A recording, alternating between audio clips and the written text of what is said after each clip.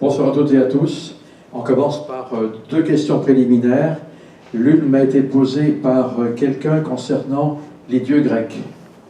On a vu la dernière fois que les dieux des philosophes, ou le dieu des philosophes grecs, est un dieu immatériel, incompréhensible et incorporel. Et la question était, comment se fait-il qu'on ait affaire à des dieux qui soient bien charpentés et bien en chair dans la mythologie grecque, alors qu'en fait le dieu des philosophes grecs à partir du 5e siècle avant Jésus-Christ est un dieu qui n'a pas de consistance, en tout cas matérielle. Alors on peut répondre de deux façons. La première, c'est que pour le petit peuple, eh bien, on croyait dur comme fer à Zeus, Héra, Athéna, Mars, Poséidon, etc. Et puis que les philosophes ont dégagé quand même des lignes philosophiques et également intellectuelles plus affinées et plus éthérées, de sorte que le petit peuple croyait à ces dieux, mais les philosophes croyaient en un principe qui était tout à fait différent.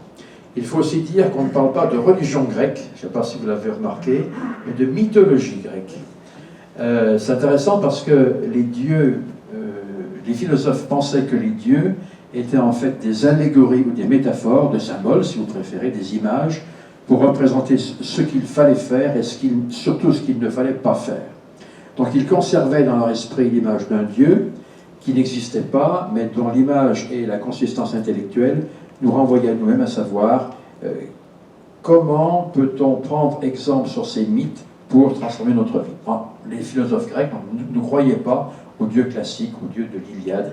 Par exemple, quand vous lisez Homère, l'Iliade, l'Odyssée, dans l'Iliade, vous voyez notamment Ulysse, pour parler de lui, qui offre de nombreux sacrifices à Poséidon, pour faire en sorte que le voyage retour se passe bien. Poséidon qui l'avait irrité. Donc voilà, tout simplement, les philosophes ne croient pas en des dieux corporels, très corporels, puisque ces dieux grecs ont eu un nombre considérable d'enfants avec des humaines. Donc voilà un petit peu la différence entre le dieu des philosophes et le dieu du petit peuple de Grèce. Et il y avait une deuxième question, plus exactement, une réflexion sur la première vision, sur les 4 versions de la première vision. Là, il se peut qu'il y ait des gens qui n'aient pas vu la troisième vidéo. Simplement, nous avons abordé les 4 versions de la première vision, et notamment la vision, la recension, c'est en fait la version de 1832. C'est celle où Joseph Smith voit le Christ, voit notamment le Christ, et où le Christ lui pardonne ses péchés. Vous savez, il y a une longue tirade où le Christ lui dit « tes péchés sont pardonnés », etc. Et je trouve intéressant de vous renvoyer à Ésaïe chapitre 6 dans l'Ancien Testament, qui a décidément beaucoup de choses à nous apprendre, cet Ancien Testament, où Ésaïe a une vision, sûrement l'une des premières visions qu'il a du Seigneur. Il est transporté en vision dans le temple, et là il dit « je suis dans le temple, je fus dans le temple, et je vis le Seigneur assis dans le temple, et sa traîne comprenait et s'étirait sur tout le temple. » Et Ésaïe dit tout simplement « malheur à moi qui suis un homme pécheur et perdu, car mes yeux ont vu le Saint. » Donc Ésaïe reconnaît qu'il est véritablement un homme pécheur, même prophète, il est pécheur, et en face du Seigneur, donc de Jéhovah, qui correspond à Jésus-Christ, eh bien il se reconnaît pécheur. Et on voit que Dieu qui lui apparaît, on voit un séraphin, intéressant parce qu'on voit que Dieu apparaît très rarement seul, il y a toujours des anges, rappelez-vous la version de 1835, il y a Dieu, Jésus-Christ et des anges. Et dans la vision d'Ésaïe, on voit que le Seigneur envoie un ange qui prend sur l'autel du temple, avec des pinces, un charbon ardent et qui le passe sur les lèvres d'Ésaïe, pour le purifier de son péché. Et ensuite, il y a la vision qui se déroule, etc. Donc on voit, c'est intéressant parce qu'on voit que quand une vision se fait et où Dieu apparaît, il faut tout d'abord qu'il y ait, en tout cas ce que disent les Écritures, ce qu'elles nous aspirent, qu'il y ait un moment où l'individu est d'abord purifié de ses péchés avant de recevoir la vision et le commentaire de la divinité. Or, Joseph Smith, en 1835, écrit dans son journal que c'est exactement ce qui s'est passé. Il a d'abord été purifié de ses péchés par une déclaration très très longue du Christ, qui lui dit « tes péchés sont pardonnés », en effet, et vous avez le texte. Et donc, on voit le parallélisme en ce qui se passe pour Ésaïe, et pourquoi cela se passe pour Ésaïe, et ce qui se passe pour Joseph Smith, et pourquoi il fallait que Jésus-Christ l'assure du pardon de ses péchés avant de lui dire quoi que ce soit pour le monde, pour lui-même ou pour l'Église future. Donc c'était une réflexion qui se collait en quelque sorte qui s'agglomérait avec ce qu'on avait dit la semaine dernière concernant la première vision. Voilà. Est-ce que vous avez des questions sur les versions de la première vision, les 4 versions? Est-ce que ça vous a laissé un goût de questionnement? Est-ce que non, ça, tout va très bien? Tout va très bien? Parfait, c'est merveilleux. Alors aujourd'hui, on part et dans le temps et dans l'espace. Puisque si la technique vient nous aider, nous allons tout simplement nous promener en Égypte et nous allons ouvrir une œuvre canonique qui est immense, qui est le livre d'Abraham, dans la Perle de Grand Prix. Alors, vous aviez pour tâche aujourd'hui de lire Abraham chapitre 1, et nous allons donc décortiquer Abraham chapitre 1. Ce livre d'Abraham a fait couler beaucoup d'encre et presque un petit peu de sang, si je peux m'exprimer ainsi, parce qu'il a été contesté par nos détracteurs. Et ce, à plusieurs titres. Tout d'abord, les ennemis de l'Église ont précisé que les facsimilés n'étaient pas traduits d'une façon correcte, ils ne correspondaient pas à grand-chose. Ensuite, parce que, et surtout, le texte du livre d'Abraham, dans ses apports historiques, apportait des choses qui n'existaient pas dans la Bible, dans la tradition juive. Des choses tout à fait nouvelles. Ensuite, sur la forme, parce que Abraham parlait à la première personne, il parle à la première personne, ce qui est tout à fait inhabituel dans un livre d'écriture. Généralement, on parle à la troisième personne. Ésaïe en parle un peu de lui à la première personne, mais c'est excessivement rare. On se demande également, nos détracteurs nous demandent, mais comment est-ce que vous avez pu traduire ce fameux livre d'Abraham et à partir de quoi? Alors nous verrons dans une intervention ultérieure au titre du facsimilé numéro 1, comment les choses sont venues en existence. Mais voilà quelques questions qu'on nous pose et à laquelle on n'est pas forcément armé pour répondre, alors qu'il faut effectivement que nous puissions avoir les réponses. On va voir que le livre d'Abraham, et notamment ce qu'il nous apporte sur le plan de l'histoire de l'Égypte ancienne, s'insère un petit peu comme une pièce d'horlogerie.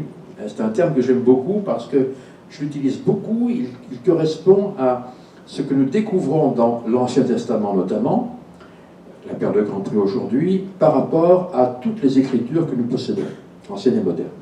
Le livre d'Abraham va donc s'insérer comme une pièce d'horlogerie dans les écritures anciennes et notamment la tradition juive. Alors, aujourd'hui, la critique se fait un peu plus molle. Elle a bien raison de le faire parce que nous possédons depuis, on va dire, la fin du XIXe siècle, 2 œuvres majeures qui sont l'Apocalypse d'Abraham et le Testament d'Abraham, qui sont 2 œuvres dont je parle en un instant, qui sont venues conforter le texte, le récit que Abraham fait de sa propre vie en Égypte et hors d'Égypte. Alors, le Testament d'Abraham était écrit en grec, on est fin 1er siècle, il a été écrit en Égypte, c'est extrêmement intéressant, et il a sûrement été écrit par des communautés juives. Le Testament d'Abraham a un frère jumeau qu'on appelle l'Apocalypse d'Abraham, qui vient également du fond des âges, qui nous vient du 1er siècle après Jésus-Christ, le 1er siècle, écrite très précisément ou très probablement par la communauté essénienne de Qumran. Donc vous avez 2 œuvres, Apocalypse d'Abraham et Testament d'Abraham, qui viennent conforter, comme 2 frères jumeaux ou 2 sœurs siamoises, le texte et les apports historiques que nous avons aujourd'hui dans le livre d'Abraham, notamment dans le chapitre 1. On peut se poser la question, est-ce que Joseph Smith a eu accès à ces sources très modernes pour inventer une histoire, disons le terme? Est-ce que le livre d'Abraham, en ses apports historiques, est une invention, tout simplement? La réponse est non, puisque tant l'Apocalypse que le Testament d'Abraham vont être non pas traduits, mais publiés en 1892, donc à une époque où Joseph Smith ne pouvait pas avoir ce matériel pour inventer une quelconque histoire. Alors, de quoi disposait-il pour écrire le livre d'Abraham? On s'est posé la question, les antiquités juives de Flavius Joseph, historien juif au service des Romains, on est au 1er siècle après Jésus-Christ, elle ne dit pas grand-chose sur Abraham en Égypte. L'Egyptiaca, qui est un livre, 3 volumes, écrit par Manéthon, qui est un prêtre égyptien au 3e siècle avant Jésus-Christ sur l'ordre de Ptolémée Ier, l'un des généraux d'Alexandre, vous vous en rappelez. Non, l'Egyptiaca ne contient absolument aucun matériel sur lequel Joseph Smith aurait pu copier. Le Talmud, même chose, il n'y a absolument aucune semence à tirer. Le Sefer Yetzira, qui est une œuvre du 2e, 3e siècle, qui est, le titre c'est le livre de la création, donc une œuvre juive. Ce Sefer Yetzira ne comporte pas d'éléments qui pourraient nous intéresser. Donc on n'a absolument aucun document, aucun matériel que Joseph Smith aurait pu utiliser pour écrire l'histoire d'Abraham en Égypte. Les aventures d'Abraham en Égypte seraient peut-être quelque chose de plus exact. Ce qui fait qu'un égyptologue britannique très tempétueux du nom de Wallis Budge dira de Joseph Smith: l'histoire de Joseph Smith, d'Abraham, est basée sur la Bible et quelques histoires apocryphes de l'Ancien Testament, où l'on voit qu'on peut être égyptologue de renom et commettre des bourdes sans pareil. Quand on parle de quelque chose, encore faut-il bien l'étudier. Alors, le livre d'Abraham est-il une intervention pure et dure de Joseph Smith? C'est exactement ce que nous allons faire. Tout d'abord, on va faire une halte et on va s'interroger sur la personnalité, enfin le personnage d'Abraham. Alors, on va s'arrêter, on va sortir un petit peu de la perle de Grand Prix et on va s'interroger qui était Abraham. Alors, Abraham ne s'est pas toujours appelé Abraham ou Abraham en hébreu, hein, d'accord? Abraham s'est appelé Abram. D'où vient le nom Abraham? Eh bien, on peut le couper en deux. Ab veut dire père. Rappelez-vous, Abba, papa. D'accord? L'apôtre Paul, nous crions Abba, père. D'accord? Et Ram vient de l'acadien Ramou. D'accord? Ou bien éventuellement, il vient du sémitique Rum. D'accord? Donc, que veut dire Abram ou Avram? Ça veut dire père. Pardon? Sublime. Sublime. Exalté ou vénéré. Je ne sais pas si vous voyez dans le fond ce que j'écris, mais vous me faites confiance. Père vénéré, Père sublime, on voit cette traduction, Père exalté, Père révéré. Donc, quelqu'un de bien. Et lorsque Dieu change le nom en Abraham ou Abraham, et que nous avons Abraham, nous avons une nouvelle traduction, une nouvelle signification, peut-être que Joël le sait, Père d'une multitude. D'accord. Je crois savoir qu'il fera les vidéos à ma place, si un jour je suis malade. Ou Père des peuples. D'accord? Père des peuples. Alors, la différence est extrêmement importante parce qu'ici, on a affaire à un individu qui est honoré, vénéré, aimé, Père aimé également. Et ici, donc, le statut d'Abraham, lorsque Dieu change son nom, prend une dimension, un scope tout à fait important, puisqu'il devient en fait Père des peuples ou d'une multitude. Donc il va, je vais dire, se transporter, ou être transporté par Dieu sur un plan beaucoup plus important et beaucoup plus sensible. Alors, je ne résiste pas au plaisir de renouer avec une vieille histoire juive que certains rabbins se passent l'un à l'autre, qui veut que Abraham, eh bien, tout simplement, comporte HA, la lettre HA en plus par rapport à Abraham. D'accord? Sur le plan orthographique, il y a 2 lettres de plus. Et les Juifs précisent que, oui, je crois qu'on est à bout de souffle, mais peu importe, que le nom de Dieu qui est Yahvé, ah, c'est merveilleux ça, Yahvé, et qu'on ne prononce jamais, eh bien, qu'on retrouve dans Abraham, merci. Alors c'est un V ou un W, hein, c'est un vav en hébreu. On retrouve dans le nom Abraham, dans le H d'Abraham, le H du nom de Dieu. Donc, quand on incorpore, disent-ils, le H, une partie du nom de Dieu, dans le nom d'Abraham, donc Abraham, eh bien, Abraham change de statut. Alors pour nous, membres de l'Église, c'est une allégorie. C'est quelque chose sur lequel on n'insiste pas vraiment, mais qui pourrait être une jolie allégorie. C'est lorsqu'on incorpore dans notre vie une partie essentielle de Dieu, son nom, et que notre vie peut changer. et qu'on peut se transporter à un niveau bien supérieur.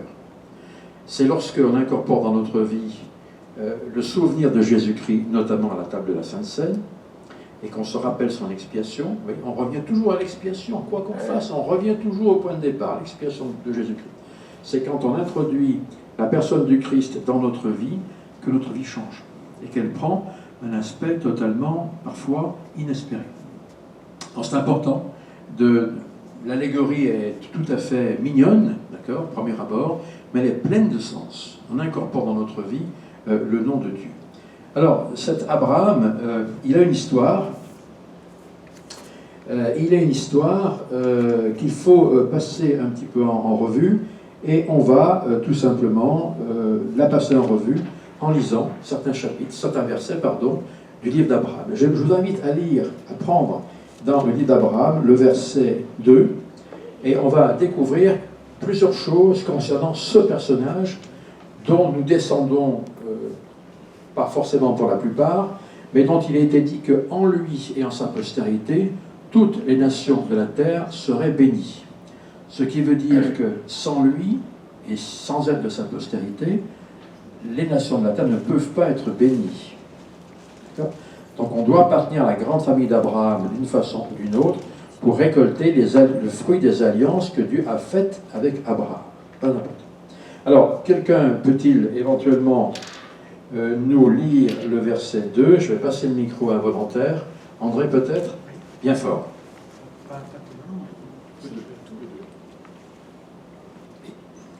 Et voyant qu'il y avait là davantage de bonheur, de paix et de repos pour moi, je recherchais les bénédictions des pères et le droit auquel je devais être ordonné pour administrer celle-ci, ayant moi-même été disciple de la justice, désirant aussi être possesseur d'une grande connaissance, être un meilleur disciple de la justice, posséder une plus grande connaissance, être le père de nombreuses nations, un prince de la paix, et désirant recevoir des instructions et garder les commandements de Dieu, je devins héritier légitime, grand prêtre, détenant le droit qui appartenait au Père. Merci beaucoup, André. Je vais te laisser ton livre. Alors, Abraham parle du droit qui appartient au Père. Est-ce que nous avons une idée de ce qu'est ce droit?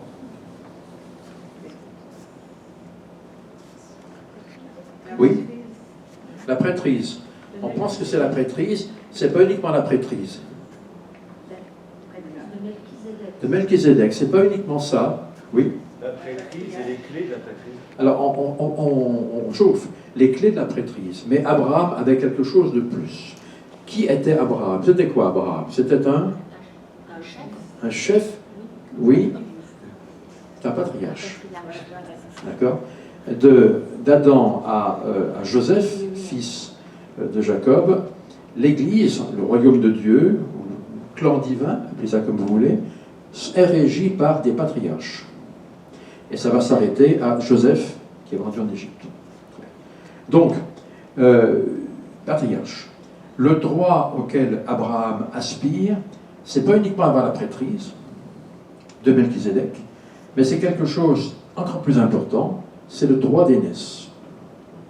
Alors, ce droit d'aînesse, on ne sait pas trop ce que c'est. Enfin, on ne sait plus trop ce que c'est aujourd'hui parce que on n'en parle plus trop parce que ce n'est plus d'actualité. Mais à l'époque, si. Le droit d'aînesse, on a dans l'Ancien Testament, plusieurs exemples où des gens ont eu le droit d'aînesse. Par exemple, la grande bataille entre Jacob et Ésaü. C'était Ésaü qui avait le droit d'aînesse, il est le premier. Et vous vous rappelez l'histoire du plat de lentilles, très intelligent de la part de Jacob. Rappelez-vous également lorsque Jacob bénit ses petits-enfants, à savoir Manassé et Éphraïm. Joseph, très innocemment, amène Manassé, qui est le premier-né, et Jacob dit non, je pose ma main droite sur la tête de celui qui est à gauche, et vice-versa. C'est Éphraïm, le deuxième-né, le puis-né, qui reçoit le droit d'aînesse. Heureusement pour aujourd'hui. Donc on voit que le droit d'aînesse est quelque chose d'important. À l'époque, être titulaire du droit d'aînesse voulait dire plusieurs choses. Premièrement, lorsque le patriarche père mourait, le premier-né ou celui qui avait le droit d'aînesse recevait une double portion d'héritage. Donc, financièrement, matériellement, économiquement, c'est extrêmement important. Dans ces sociétés qui sont extrêmement fragiles sur le plan de l'économie, c'est bien d'avoir deux fois plus que les autres. Deuxièmement, vous devenez le chef de clan, le chef du groupe. C'est vous qui prenez les décisions. Rappelez-vous Léhi, que ses enfants considèrent, enfin disons Laman et Lemuel, pas vraiment, mais un peu quand même, comme le patriarche, a une poigne et en tout cas une autorité, même sur Laman et Lemuel. Donc le pouvoir patriarcal, c'est quelque chose dans l'Ancien Testament. Donc, une double portion sur le plan économique, ensuite d'héritage, et deuxièmement, le droit de fixer des règles pour le clan. Troisièmement, le droit de conférer la prêtrise à certains et pas forcément à d'autres. Donc c'est véritablement la plaque tournante des bénédictions. Être patriarche, c'est le droit qui vient des pères, parce que les pères étaient, de père en fils, patriarches. C'est extrêmement important de le comprendre, c'est ceci que recherchait notre ami Abraham. Alors, par qui Abraham a-t-il été ordonné? Oui. Melchisédek. Par Melchisédek. Alors il avait un père, Abraham. Il s'appelait comment ce père? Ça commence par un T. Terach. D'accord? Et ce Terach était idolâtre. Donc il ne pouvait pas, quoique étant le patriarche d'Abraham, il ne pouvait pas, étant injuste, ordonner son fils à la prêtrise. C'est Melchisédek qui va ordonner Abraham à la prêtrise. Qui était Melchisédek? C'était le roi de Salem. Il avait racheté son peuple, d'accord? On l'a souvent comparé au Christ. On a commis beaucoup d'erreurs sur Melchisédek, je parle du monde chrétien, en disant que Melchisédek n'avait ni généalogie, ni père, ni mère, ni fin d'année, etc., confondant et le Christ, et la prêtrise, et l'homme qui était Melchisédek, pourquoi pas. Mais Melchisédek a été assimilé par Joseph Smith et Orson Pratt à quelqu'un qui vivait il y a très longtemps. Melchisédek, alors il y a plusieurs orthographes à Melchisédek.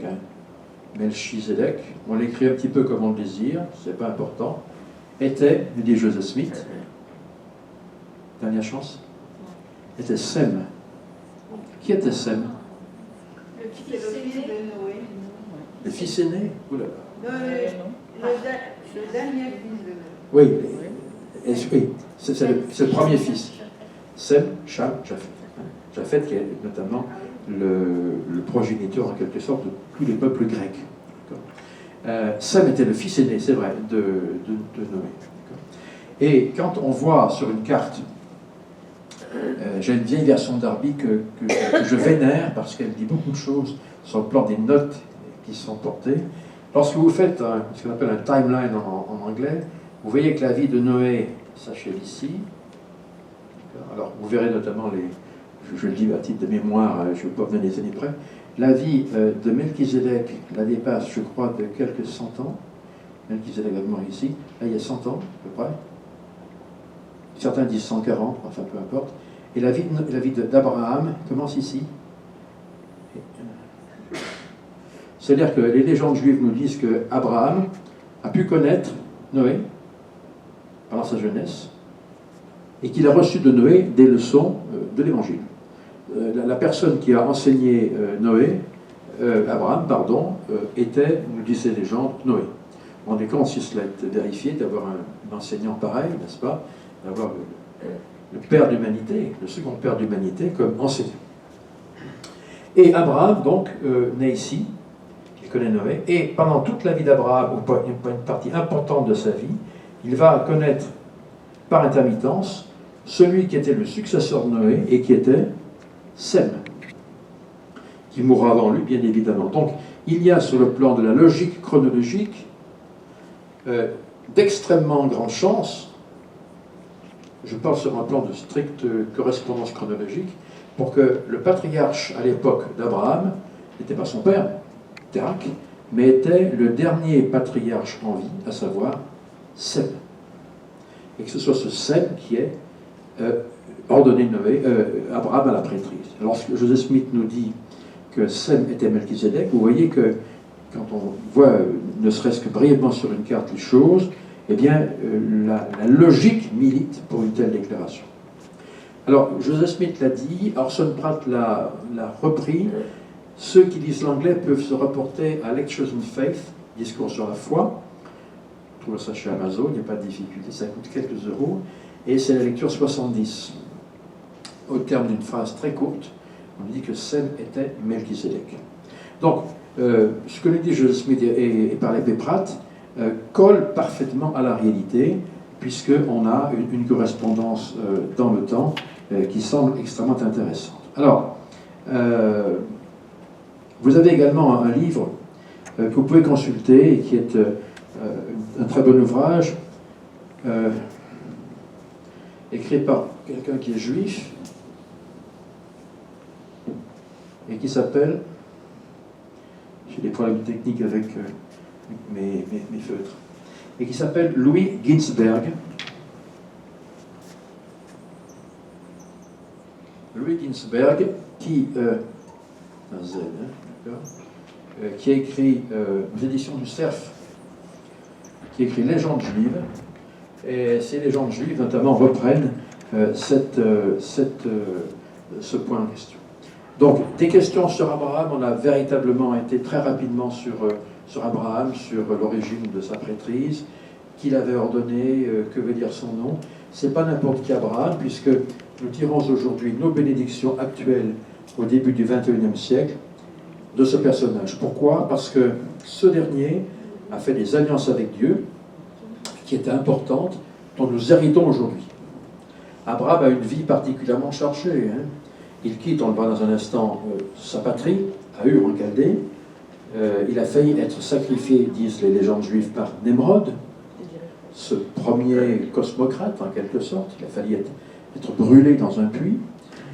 Il va échapper au prêtre de Pharaon plus tard. Il va ensuite perdre Sarah pendant, disent les textes, 3 ans. C'est pas dans la Bible, mais c'est dans les légendes juives. Et on pense que Sarah a été, en quelque sorte, chez le Pharaon pendant 3 ans. Imaginez un petit peu la détresse d'Abraham. Puis ensuite, il remonte en Palestine, et là, c'est le sacrifice d'Isaac, le sacrifice, heureusement, non pas manqué, mais avorté. Donc on voit un petit peu que cet homme a mérité, en quelque sorte, les bénédictions qui étaient les siennes, et dont nous profitons aujourd'hui. On voit que les sacrifices d'Abraham, sa vie est un sacrifice, je l'ai dit, continuel, nous valent aujourd'hui ce que nous vivons. Alors, on va également progresser un petit peu. J'aimerais que l'on puisse voir maintenant le verset 5. Je vois que la technique me suit, donc je suis content. Est-ce que Michel pourrait nous lire Abraham, chapitre 5, verset 5, pardon. On va en apprendre un peu plus sur Térak, qui était le propre père d'Abraham, et on va, je pense, sourire un petit peu. Ça va être assez rapide, mais c'est intéressant. Alors, verset 5, je vais te passer le micro. Mes pères, qui s'étaient détournés de leur justice et des 5 commandements que le Seigneur, leur Dieu, leur avait donnés pour adorer les dieux des païens, refusèrent absolument d'écouter ma voix. On parle de Térak dans l'Ancien Testament au chapitre 11 de la Genèse, et uniquement au chapitre 11, pour ne rien dire du tout. Simplement pour signaler que c'était le père d'Abraham, sans plus. Alors Joseph Smith, dans sa Perle Grand Prix, dans la Perle Grand Prix, nous apporte des précisions utiles sur Térak. Il nous dit qu'il était idolâtre. Est-ce que cette vision des choses, est-ce que le texte qui émane de la main de Joseph Smith correspond à l'histoire, ou plus exactement aux légendes et à la sensibilité juive? La réponse est oui. Il y a dans le livre de Ginsberg notamment, mais également dans d'autres, de succulentes histoires concernant l'idolâtrie de Térak. Tout d'abord Abraham. Abraham, dont on dit qu'il fut, alors qu'il n'avait pas de Dieu, le premier homme sur terre à découvrir par sa propre pensée qu'il y avait un Dieu. L'histoire est la suivante. Abraham, qui n'avait pas de Dieu, un jour aperçoit un arbre en feu qui a été frappé par la foudre. Oh, se dit-il, je vais adorer le feu puisqu'il consomme le bois, il consume le bois. Arrive une averse qui éteint le feu. Oh, se dit-il, je vais adorer la pluie puisqu'elle est plus forte que le feu. Arrive le soleil qui fait évaporer l'eau. Oh, je vais adorer le soleil puisqu'il est plus fort que l'eau. Arrive la lune qui chasse le soleil du ciel. Oh, je vais adorer la lune puisqu'elle est plus forte que le soleil. Il s'endort et le lendemain, le soleil réapparaît. Mais qu'est-ce qui s'est passé? Et faisant une pause, il faut toujours faire une pause sur le plan spirituel et intellectuel, Abraham se dit, attention, je suis en train d'adorer des créatures, des éléments de la nature, il faudrait plutôt adorer le créateur de ces choses-là. Et les légendes juives nous disent que ce fut le premier homme qui, par la force de son raisonnement, est parvenu à se dire qu'il y avait un Dieu qu'il fallait rechercher. On pense ce qu'on veut de ces légendes juives, mais c'est intéressant de voir qu'elles rejoignent ce que nous dit Joseph Smith. Alors, idolâtrie de Térak. Nous n'avons pas une seule trace dans la Bible. Ne cherchez pas, vous ne la trouverez pas. Ces mêmes légendes juives sont tout aussi craquantes ou croquignolettes, passez-moi l'expression. Elles sont délicieuses. Un jour, Abraham, qui a trouvé son Dieu, se voit remettre une lourde mission par son père, Térak. Térak est un commerçant et il va façonner des idoles qu'il vend. Et un jour, une personne d'un certain âge vient acheter une idole qu'Abraham est chargé de vendre par son père. Et Abraham demande à la personne, mais quel âge as-tu? 60 ans, déclare l'acheteur potentiel. Et Abraham de lui répondre, tu as 60 ans et tu viens te prosterner devant une idole qui était faite hier. On voit l'acquéreur potentiel fuir de toutes ses jambes, maudissant Abraham et son père Térak, réalisant son erreur. Un autre jour, une femme apporte une coupe de farine. Elle les pose devant sur l'étal de Térak en disant, je vais moi aussi honorer tes dieux, voici une grande coupe de farine, c'est pour tes dieux. Térak rentre de sa pérégrination et elle trouve toutes les idoles fracassées, sauf une, la plus grande, sur les bras de laquelle repose une hache. Il court voir son fils Abraham pour lui dire, qu'est-ce qui s'est passé? Je t'avais chargé de vendre ces idoles, et voici maintenant en pièces. Et Abraham de répondre, c'est extrêmement simple. Une femme est venue avec une coupe de farine, toutes les idoles se sont précipitées pour avoir leur part, la plus grande idole est venue et a brisé toutes les autres. D'ailleurs, regarde, elle a encore la hache qui a servi à briser ses congénères. Térak entre dans une colère noire en disant, tu te moques de moi, ces idoles n'ont absolument aucune vie. Et Abraham de reprendre son père en disant, Père, tu viens de reconnaître que dans les idoles ne se trouve aucune vie divine. Abraham va essayer de convertir son père. Malheureusement, il ne va pas y arriver. Alors, simplement, il y a des histoires intéressantes qui montrent également Térak, qui n'est plus uniquement un vendeur, mais qui est un officier important, militaire, de Nemrod. Nemrod, dans la Bible, nous parle en tant que premier cosmocrate, dictateur de l'humanité. Rappelez-vous, la tour de Babel, c'est lui, l'instigateur, le grand architecte. Et Abraham, tout simplement, va être en but à son père, qui, voyant Nemrod voulant tuer l'enfant qui vient de naître, Abraham, parce qu'une comète a traversé le ciel, charge Térak de récupérer son fils, de le lui amener pour qu'il puisse le tuer.